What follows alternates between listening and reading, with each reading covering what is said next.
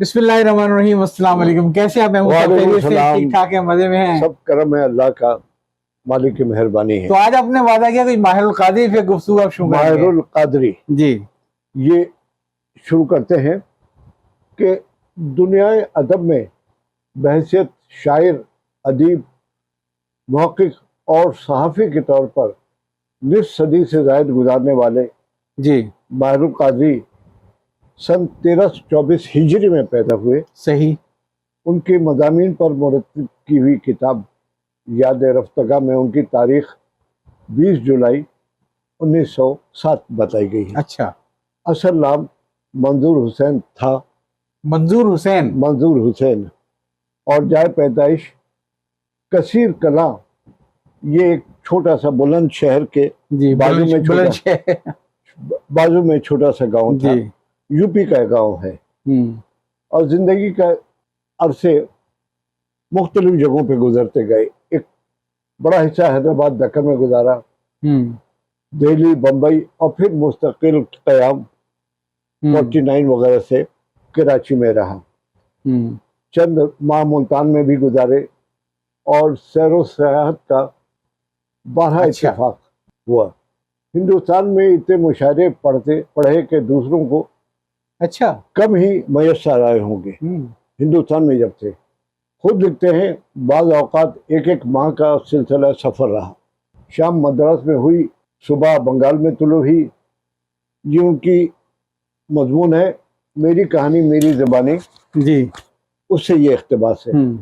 चौथी सुबह, इसलिए कि मतलब ये जो सुबहें उस ज़माने में हवाई सफ़र आम न थे। ट्रेन से तो रेल पे सफ़र होता था। हैदराबाद दक्कन भी गए, वहाँ वज़ीर आज़म थे महाराजा किशन प्रसाद जी।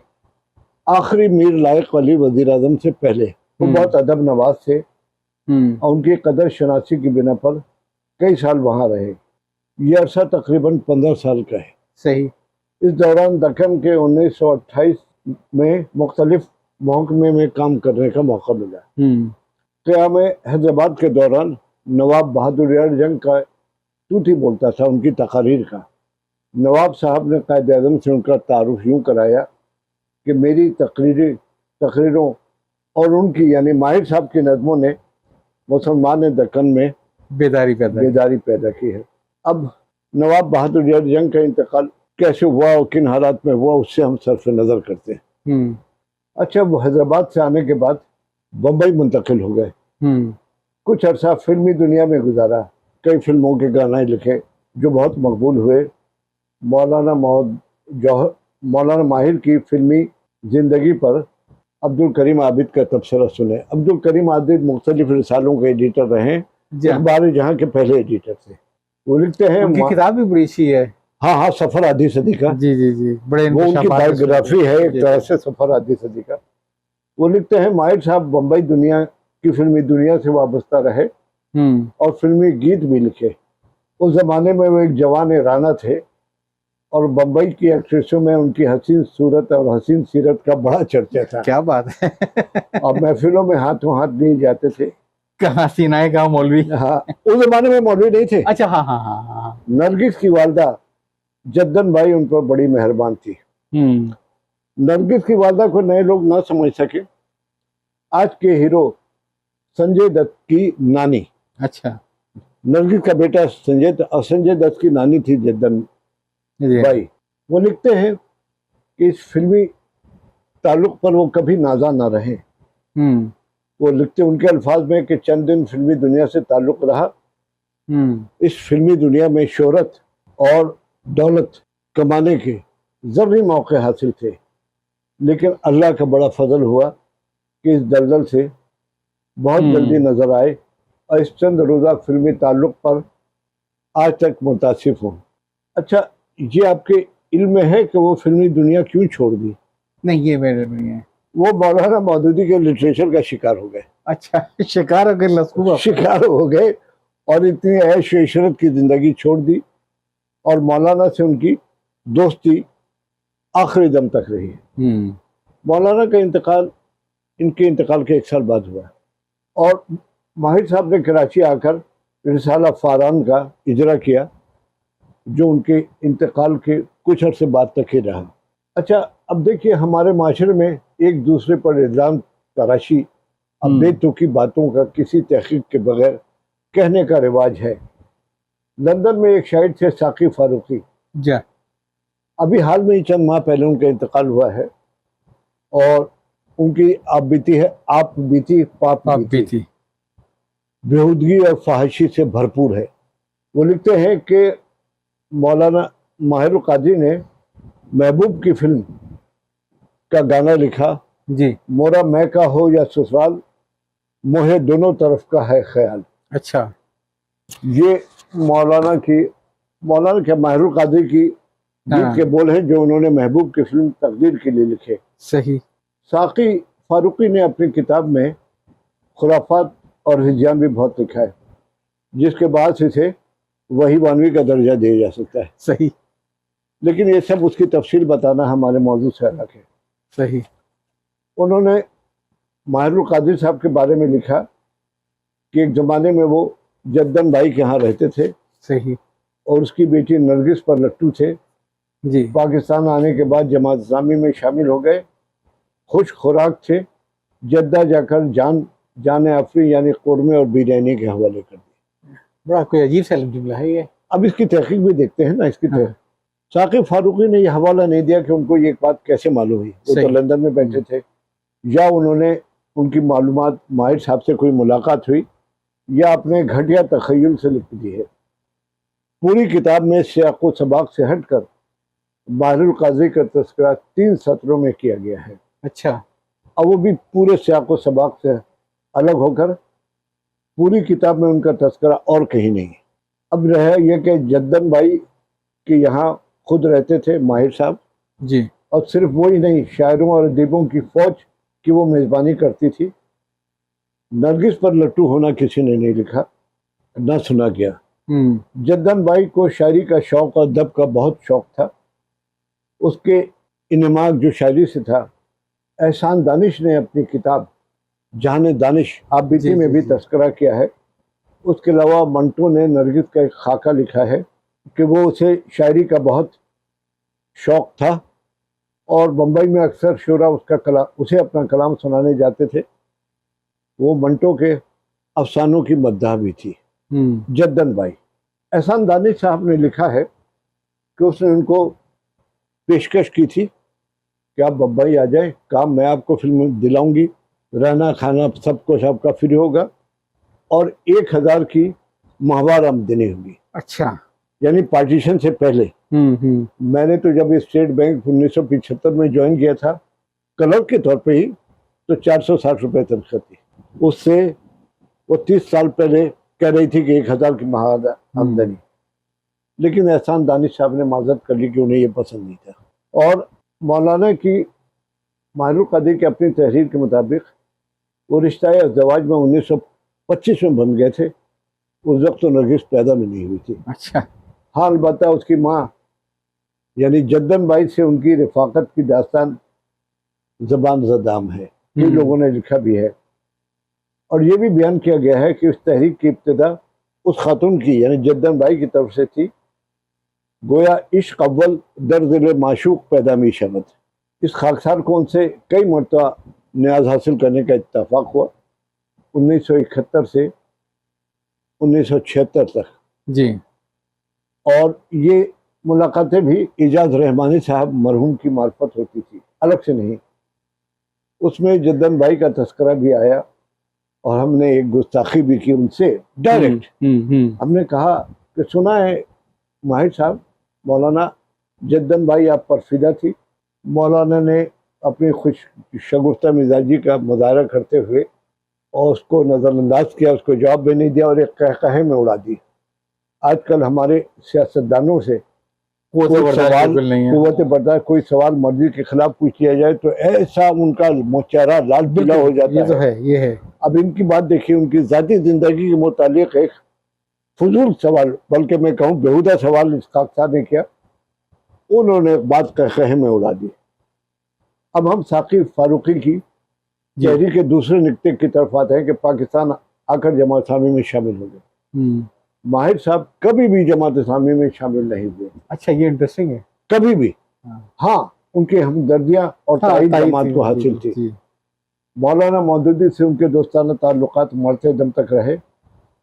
اس کی وضاحت انہوں نے خود کر دی ہے کہ میں جماعت اسلامی کا صرف ہمدرد ہوں، اس تبدیل سے میرا کارکن کی حیثیت سے کوئی تعلق نہیں ہے.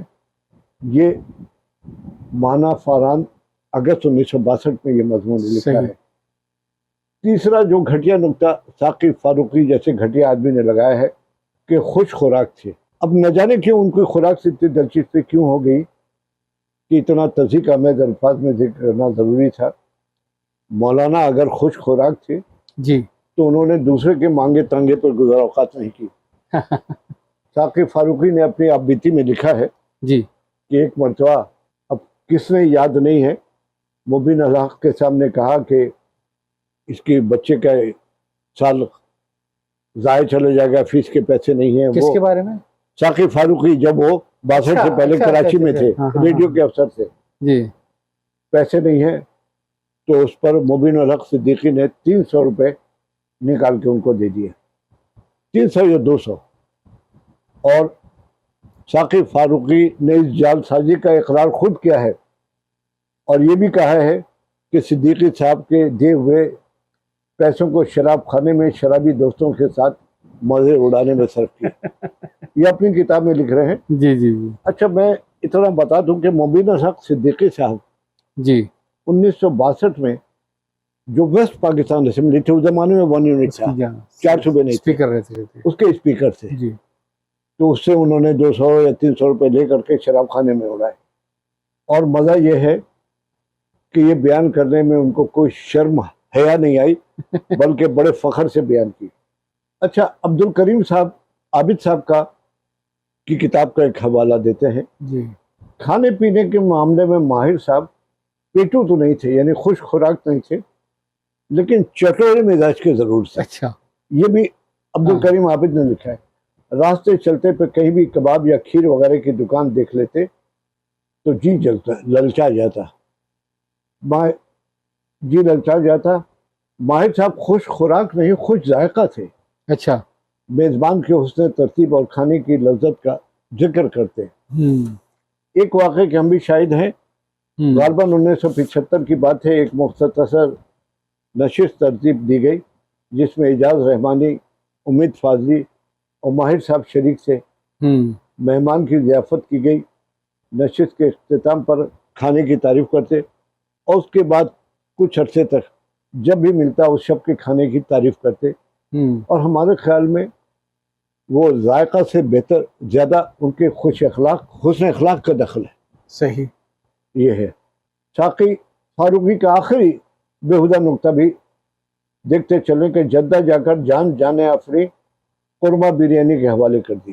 یہ کوئی جملہ لکھا ہے. ماہر صاحب کا انتقال 1978 میں جدہ کے ایک مشاعرے کے دوران ہوا. حفیظ جالندھری کے ایک مذاق کا جواب دیا تھا کہ اسٹیج پر ہی ان کو ہارٹ اٹیک ہوا اور روح پرواز کر دی. یعنی جان دی ہوئی اسی کی تھی، حق تو یہ ہے کہ حق ادا نہ ہوا. اور اس کو وہ لکھ رہے ہیں کہ قورمہ بریانی پر جان دی. ان کے انتقال کے 30 سال بعد جس تذیق آمیز انداز میں بیان کیا ہے وہ یہ ثابت کرتا ہے کہ ثاقب فاروقی کو نہ خدا کا خوف اور نہ آخرت کا اور نہ شرم و حیا ہے. جی. نعت کا سر با گرباں ہے، اسے کیا لکھے. آخری مشاعرے کا احوال جو جان لیوا ثابت ہوا جو شاید جدہ کا تھا، اس کے صحافی ایک روح الامین صاحب تھے. اچھا. روح الامین صاحب سے میری 2 یا 3 ملاقاتیں ہوئی، بڑی سرسری سی. اس زمانے میں وہ PPI میں کام کرتے تھے، پاکستان پریس انٹرنیشنل. آج کل جو شاہین کمپلیکس ہے اس کے سامنے اس کا دفتر تھا. روح الامین صاحب خود بنگالی نژاد تھے. اچھا. لیکن وہ پاکستان میں بس گئے تھے. اردو وغیرہ پہ بڑی ان کی گرفت تھی. تو پھر بعد میں وہ عرب نیوز یا کسی اخبار کے ذریعے وہ جدہ چلے گئے. ماہر القادری کو مائک پر آنے کی دعوت دی گئی تو انہوں نے نہایت اطمینان سے شعر پڑھا.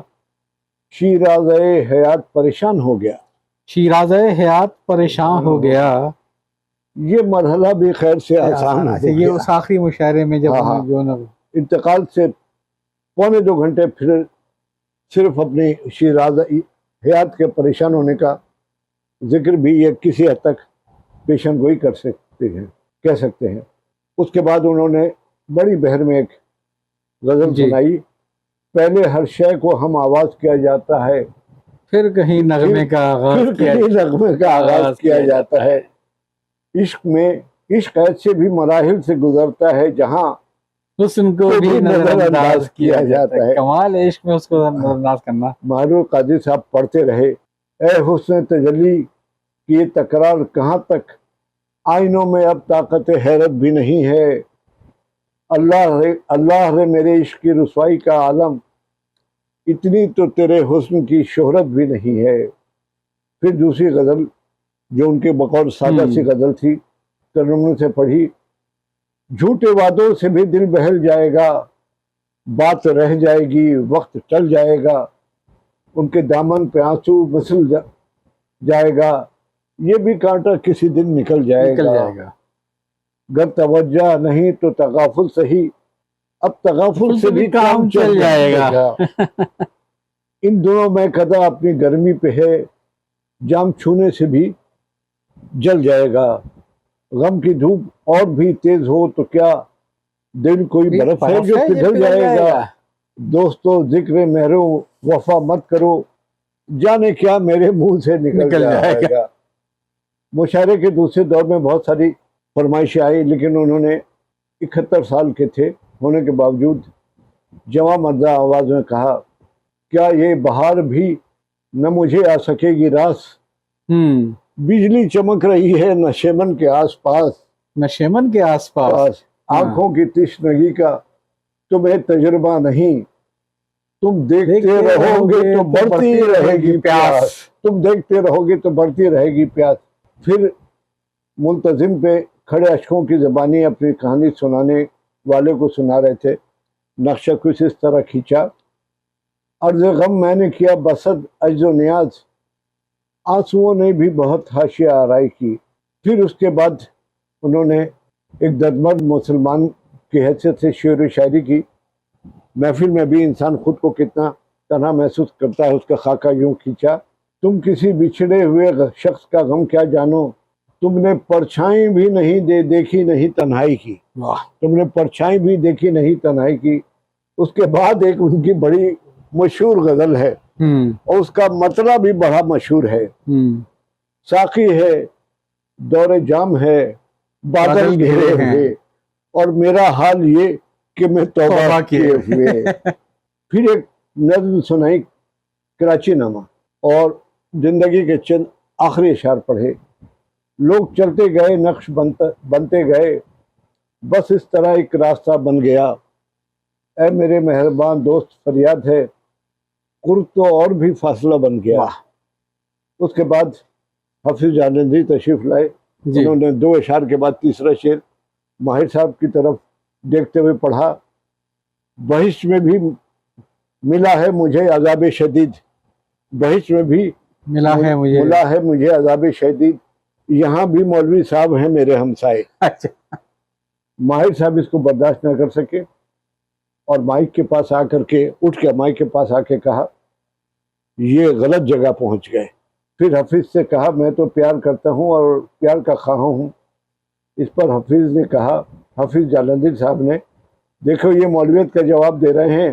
ماہر صاحب اپنی نشست کی چلے تو حفیظ صاحب نے یہ شعر پھر دہرانا چاہا، مگر ایک ہی مصرع پڑھ پائے تھے کہ ماہر صاحب پر شدید دل کا دورہ پڑا، وہ بیٹھے بیٹھے اس طرح گرے کہ یوں سمجھا کہ تھک گئے ہیں، کچھ لیٹے کو جی چاہا ہوگا۔ تھک گئے ہیں کچھ، اس طرح سے گرے، وہ بیٹھے بیٹھے لیٹ۔ کئی ڈاکٹر اس چیز پر پہنچ گئے۔ حفیظ نے دوسرے شعر کو ماہر کو جھک کر دیکھا تو محسوس ہوا کہ ماہر کی زبان کی خاموشی آخری باتیں کہہ رہی ہے، تم کو مولویت کی وجہ سے میری ہمسائی کا عذاب ہے، تو میں چلتا ہوں، خدا حافظ۔